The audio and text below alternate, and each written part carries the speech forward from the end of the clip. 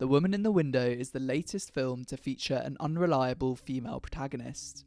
These characters are plagued by obsession, addiction, and self-destruction. Their dark, twisty stories make us question our understanding of the plots and the integrity of the storyteller.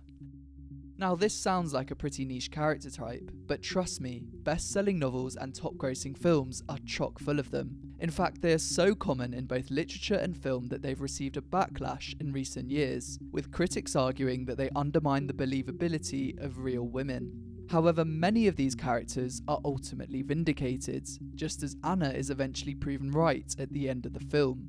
So does The Woman in the Window succumb to the unreliable female narrator trope, or does it subvert it? In this analysis, I'll try to answer that question, so stick around, subscribe, and let's find out. The trope of the unreliable female protagonist or narrator may come from the ancient idea of female hysteria. This was a once common diagnosis for women who experienced symptoms such as anxiety, fainting, and strange sexual behaviour. It was believed to only affect women because of the questionable thinking that the womb could travel throughout a female's body, blocking passages, obstructing breathing, and causing disease.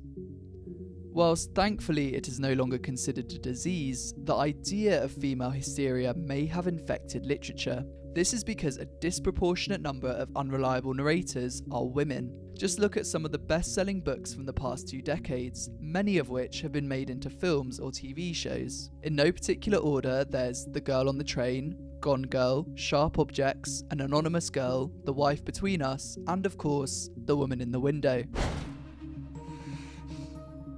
The story behind The Woman in the Window is essentially a retelling of Alfred Hitchcock's Rear Window, except now there's a female observer behind the lens. Like Jeff, the lead character in Hitchcock's thriller, Anna thinks she's witnessed a murder in a neighbouring apartment, but where Jeff is mocked by his detective friend for having an overactive imagination, Anna is told that her agoraphobia and diet of psychiatric meds means she can't have possibly seen what she claims.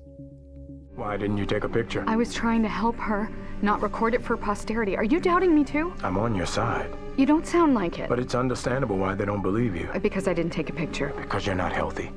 This shows us that the tone of the story shifts significantly when the unreliable observer is female. Not only do we as the audience doubt their version of events, but we're also made to question their sanity. This is taken to such an extreme that Anna even begins to doubt herself. I'm so sorry. Of course, your wife is who she says she is. The change of gender between Jeff in Rear Window and Anna in The Woman in the Window suggests that for an unreliable protagonist to be convincing, they also need to be a woman. Therefore, Anna's characterization harkens back to the long history of female hysteria. She is infantilized by male authorities, told she is neurotic, and has her testimony disregarded, even when she fears for her life. You're completely out of your goddamn mind! Call the police. Go ahead. Go ahead. I'm sure they'd love hearing from you, a drunken, shot-in, pill-popping cat lady. This is damaging because the stereotype of the unreliable female narrator can cast doubt on the testimonies of real women. Take the case of Rose McGowan, for example. Back in 2017, she accused Harvey Weinstein of sexual assault as part of the Me Too movement. Instead of taking her allegations seriously, lawyers pounced on her sometimes erratic behaviour, troubled childhood, and emotional fragility to undermine her version of events.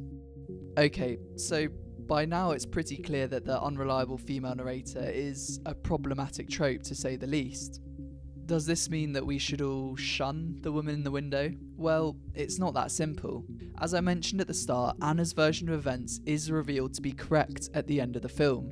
She did in fact witness a murder and the Russells were behind it all along. Which means you were right about everything you saw. And we messed up and you're gonna get a lot of apologies from a lot of people, and I just wanted to be here to be the first. Anna learns that she should never have doubted herself, and the audience learns that they should listen to characters like Anna, even if they are painted as unreliable. The question is whether Anna's vindication is strong enough to undo the damage of reproducing a dangerous stereotype.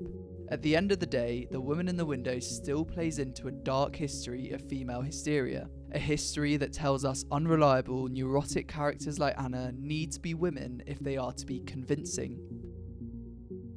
So, what do you think? Let me know in the comments down below whether you thought that the plot of The Woman in the Window was socially problematic.